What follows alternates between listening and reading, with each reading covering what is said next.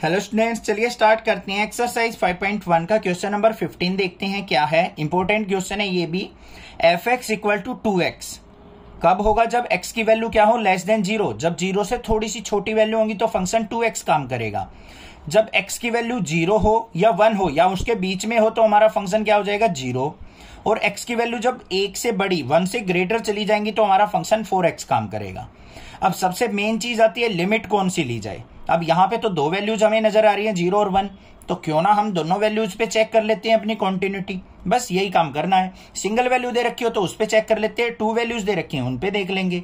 अगर 2 से ज्यादा वैल्यू दे रखी है तो बीच वाली वैल्यू कोई भी 2 पिक करके हम कॉन्टिन्यूटी चेक कर लेते हैं, जैसा क्वेश्चन नंबर 14 में किया था। ठीक है, अब यहां पे देखेंगे सबसे पहले एट एक्स इक्वल टू 0 पे, तो यहां पे क्या लेंगे? एफ एक्स इक्वल टू, जब हमारा क्या हो? x 0 हो तो इक्वल टू का साइन यहां पे है, मतलब x 0 के इक्वल यहां होगा तो हमारा फंक्शन क्या रिजल्ट देगा? 0।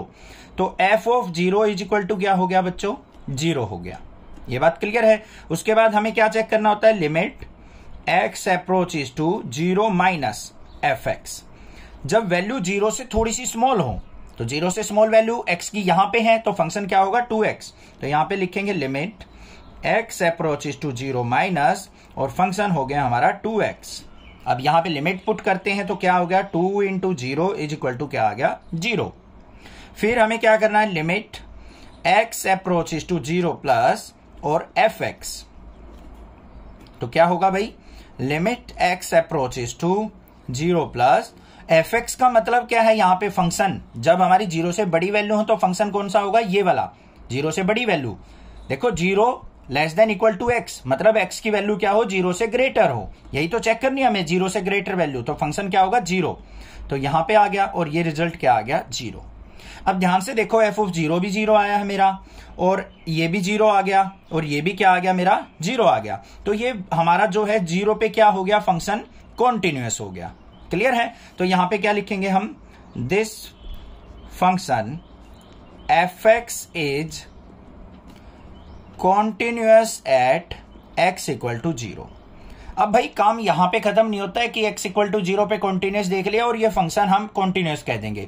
अब हमें 1 पे भी चेक करना पड़ेगा। अगर 1 भी हमारा कॉन्टिन्यूअस फंक्शन देता है तो हम इस फंक्शन को कॉन्टिन्यूअस कहेंगे, अदरवाइज ये फंक्शन क्या हो जाएगा? डिसकॉन्टिन्यूअस। तो देखते हैं यहां पे क्या करेंगे हम। एट x इक्वल टू 1, 1 भी तो है, 1 पे देख लेते हैं। एफ एक्स इक्वल टू, जब x की वैल्यू इक्वल टू 1 हो तो हमारा फंक्शन क्या रिजल्ट देगा? 0। तो f of 1 is equal to क्या आ गया बच्चों? 0 आ गया। फिर limit x approaches to 1 minus, अब 1 लेंगे यहां पे, कहीं आप 0 ले जाओ।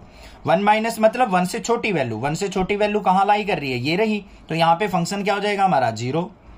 तो यहां पे क्या आ गया? Limit x approaches to 1 minus, और यहां पे क्या हो गया? 0। तो रिजल्ट आ गया 0। अब दूसरा केस लास्ट बच गया। Limit x approaches to 1 plus, जब 1 से ग्रेटर वैल्यू हो तो हमारा फंक्शन कौन सा होगा? ग्रेटर देन 1 पे ये वाला फंक्शन होगा 4x। तो यहां पे क्या आ गया? Limit x approaches to 1 plus, और ये हो गया 4x। तो यहां पे लिमिट पुट करते हैं 4 इंटू 1, तो ये क्या आ गया? 4 1 जा 4।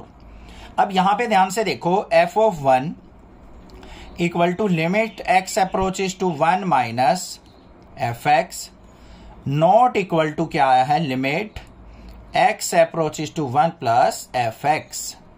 तो यह क्या हो जाएगा? So F X is discontinuous